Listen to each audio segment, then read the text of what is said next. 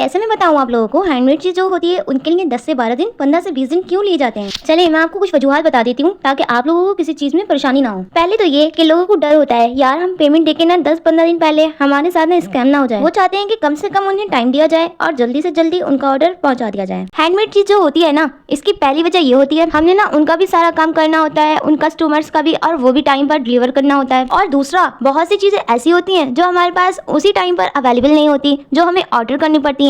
6-7 दिन पार्सल आने में लग जाते हैं। और ऊपर से माशाल्लाह कोरियर वाले ऐसे होते हैं आपके शहर में कोरियर लाके आप तक पहुंचाया नहीं जाता। ये वजूहात होती हैं ताकि कस्टमर को बार बार परेशान ना होना पड़े। उन्हें पहले ही इतना टाइम ड्यूरेशन दे दिया जाता है ताकि उसके अंदर ये सारी चीजें अरेंज हो जाएं, उनका ऑर्डर कंप्लीट हो और फिर उन्हें दिखाकर ऑर्डर डिस्पैच कर दिया जाए। तो मेरी चंदा बस यही रीजन होते हैं जिस वजह से हम आपसे इतना टाइम लेते हैं। फिर आप हमसे कहते हैं इतना टाइम लगेगा आपको बनाने में। बस यही वजूहात होती हैं जो मैंने आपको बताई हैं। कभी स्टिकर्स नहीं आ रहे हैं, कभी एक कोरियर लेट हो जाता है, कभी दूसरा कोरियर हमारा लेट हो जाता है। ऐसी कहानी इस ऑर्डर की भी है। इन्होंने मुझे ऑर्डर दिया 3 पेंडेंट, 2 ब्रेसलेट, 2 झुमके, 2 फिंगर रिंग्स और टाइम ड्यूरेशन थी सिर्फ 12 डेज। इन 12 दिनों में मुझे था अपना सामान भी अरेंज करना और हर चीज खूबसूरती के साथ बनाना और टाइमली डिलीवर करना। इस चैलेंज को मैंने बहुत ही कॉन्फिडेंस के साथ एक्सेप्ट किया। जिन चीजों की मुझे रिक्वायर्ड थी उन चीजों को मैंने ऑर्डर किया। डेली बेसिस पे मैंने हर चीज की अपडेट रखी, कहीं कोई ऑर्डर मेरा रुक तो नहीं गया। और वो वही जो था मैंने सोचा, मेरा ऑर्डर होल्ड हो जाता है। फिर मैंने राइटर को कॉल करती हूँ, फिर वो मुझे आगे से बोलते हैं कि बाजी आज छुट्टी है, आपका ऑर्डर कल या परसों डिलीवर होगा। मतलब यार अब मैं क्या ही कर सकती थी, ना राइटर को सुना सकती थी, ना ही मैं खुद जाकर लेकर आ सकती थी। फाइनली मेरा ऑर्डर आ जाता है। हाँ, मेरे पास नहीं आता, मेरे शहर में आ जाता है। फिर वहाँ पे मैंने 2 दिन वेट करे।